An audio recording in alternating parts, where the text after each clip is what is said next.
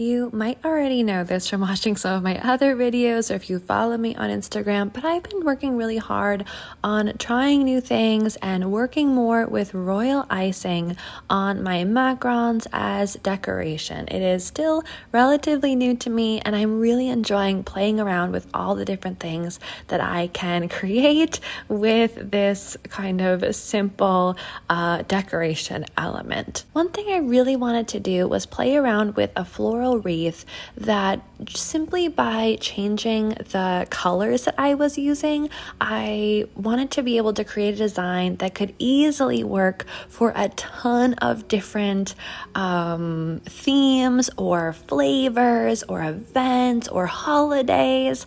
So I have two different looks that I'm going here today, and all of them with the same royal icing colors. I'm going to be creating a really stiff royal icing in red, and I'm using some red gel food coloring here, and then I'm also going to be adding a little bit of a burgundy from the sugar art for a little bit of a deeper red color. I didn't want it to be so, I don't know, Play-Doh-y. So I added a little bit of that to tone it down, but I really want a nice stiff royal icing so that I can create really rigid rose kind of looking flowers. And then I also want to have a green for the leaves here. There are so many really lovely green tones out there from Macarons and sugar art. And honestly, I really think that you can create a lot of your own really beautiful tones of green by adding a little bit of brown or black to other existing brighter colors. So you can kind of play around. Like I said, there are lots of different themes or flavors you could do. And I'm going to use one piping bag just with the tip cut a little bit in a little V for small leaves. And I'm using a piping tip for larger leaves as well. So let's start off with a wreath that has a bunch of larger leaves on it. I'm going to be squeezing and then pulling away. This royal icing we also want to be pretty stiff so you can see all of the leaves and the ridges and everything. And the first leaf, you really want to make sure that you're kind of angled down so it really attaches to the macaron and isn't going to leave any unnecessary big lumps or anything like that. First of all, I'm just going to go through and pipe all of the greenery on these ones, and then I'm going to go through and pipe on the roses. For these, you could also just use a piping bag with a cut tip, or you could use any kind of a leaf piping tip. There are really so many options. If you don't want leaves to be part of your wreath though, or really large ones or greenery to be the focal point, the other shells that I have with the white kind of royal icing drizzle around the outside that is hardening right now might be more of your vibe. So as soon as I get these leaves piped here, we will switch over to our red royal icing and add on some flowers.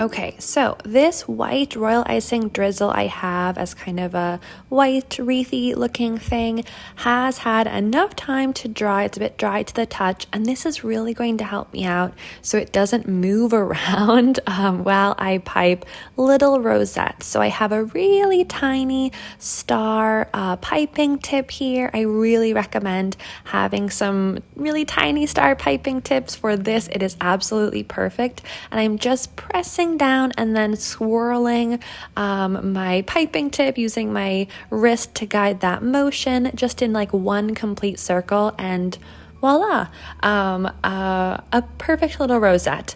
It is so, so cute, and you can make them in different little sizes. And again, you can really see here why it's important to have a stiff royal icing so that you see all of those ridges, and it definitely looks more like an actual flower.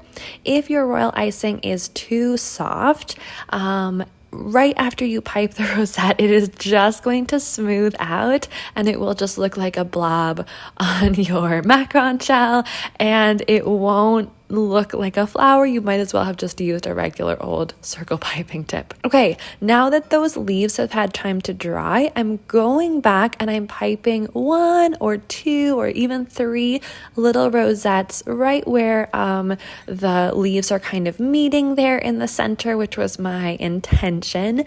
Depending on what vibe you're going for, the flavor of your macarons, again, the theme, the season of the year, all of these different things. You could have several different colors of flowers. You could make the flower portion much larger.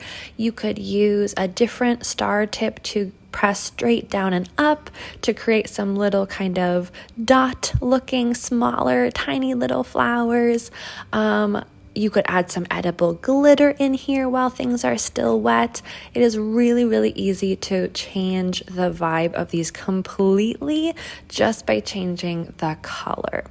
Now that all of those have had a little bit of time to dry, I'm going in with my piping bag that doesn't have a piping tip on it and just adding some tiny little leaves all over. I would definitely say that this white wreath is more of a modern looking shell. Even though I've used basically the same colors, of course there's the addition of the white on these ones, but the vibe is just completely different. Even though I use the exact same rosette technique, even though I use the exact same colors of green, just with the different placement, I have basically 2 completely different macaron shells, 2 completely different designs, and yet they do kind of work well together. So if you have any events where you need to create some different kinds of floral things, I think these are both designs that you can play around with so easily.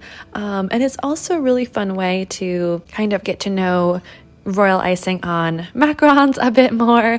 It is nothing too challenging. Again, as long as you're really making sure to get the royal icing stiff enough so that you leave all of those ridges and details in there, it will work out so well, I promise. Because especially those rosettes are pretty thick with royal icing, you'll want to leave these just on your counter to dry out completely. I would say give them at least an hour, if not, like do them the night before and then just leave them to dry. If they are still soft, A, you could smush them accidentally while you are filling them, and B, you could kind of ruin them if they are still wet or moist and they go into your refrigerator. That could be really bad for the end result.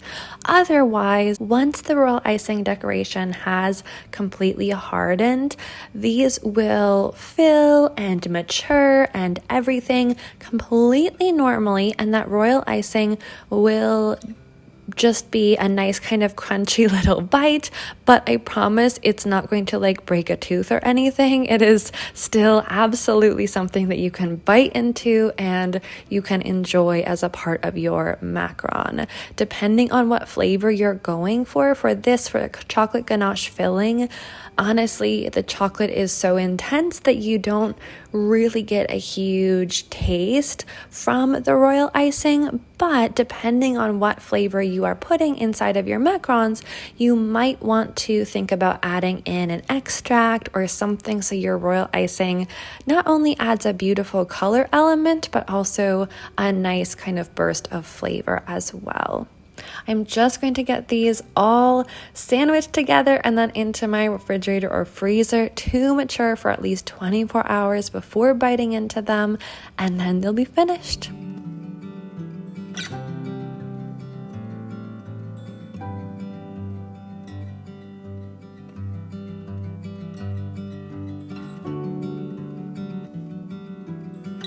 Thank you so much for watching me play around with royal icing on macaron shells today.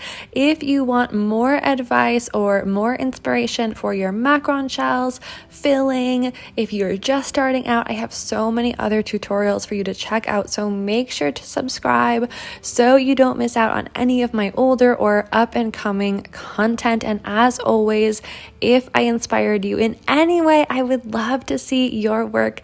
Definitely tag me on Instagram. You can find me by searching my name at Maddie Brame. All right, until next time, have a wonderful day. Bye.